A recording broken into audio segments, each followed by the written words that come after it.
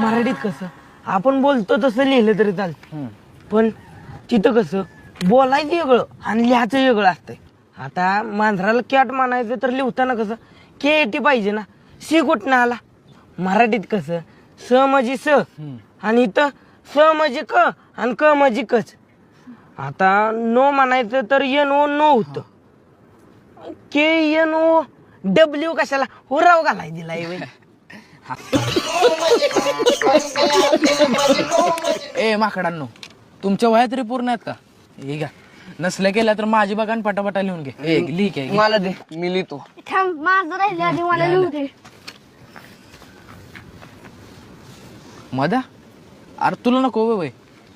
कसं आहे अभ्या, वय पूर्ण केली तरी वाचायला लावल्यावर मार खायला लागणार नाही. आणि त्यातनं बी वाचलोच तर एखाद्या शब्दाचा अर्थ विचारल्यावर कल्याणच होईल. त्यापेक्षा मार खायची मनाची तयारी केलेली काळ बी चांगली. ये बड़ी अच्छी बात कही आप. नापास आहेस बघ 10वीत.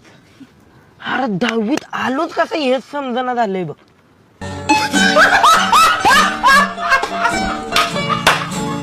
पण अभ्या, तुला कळतंय का 10वीचं वर्ष लय महत्वाचं आहे. अरे मग काय, बोर्ड असतो यायला आपल्याला. अरे म्हणून नाही, मग यंदा काय बी झालं ना, ज्योतीला विचारणार आहे मी. अरे 10वी झाल्यावर ती जाईल कॉलेजला आणि मी जाईल गुराकडं. बराबर आहे. इच्छा हो म्हणली की दोघं बी गुराकडे. अरे फावड्या, मी गुराकडे तरी जाईल, तुला तिकडं बायकांवर बांगला जायला लागल. नाहीतर पालीकडे गाडी येते न्याला, तिकडं रोज जायचं नुसतं उपटायचं काम.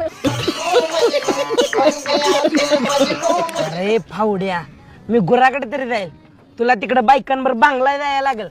नाहीतर पालीकडे गाडी येते न्याला, तिकडं रोज जायचं नुसतं उपटायचं काम. अरे आलं उपटायचं काम आलं. आय घाल्या आधी ऐकून तर घेत जा फावड्या, हात एक तर लागतो तुझा. आता हात लावलाय, पुन्हा फावड्या म्हणलास ना तर दात लावील. तू बी अशा ठिकाणी लावील ना, ते तर ठेवशील. ए जा म्हणणार फावड्या, काय करणार आहे फावड्या. फावड्या दिवाळीत ज्योतीने घेतला नवीन फ्रॉक. दिवाळीत ज्योतीने घेतला नवीन फ्रॉक. आणि जे कोण मला फावड्या म्हणत त्याची आई. गबस, नाही म्हणत तुला आजपासून फावड्या. ए आजपासून ह्याला कोणीच म्हणायचं नाही फावड्या. ठीक आहे, तू बी आजपासून ह्याला फावड्या म्हणायचं नाही. अभ्या, तुला कळलं का ह्याला काय म्हणायचं नाही ती? काय फावड्या वय.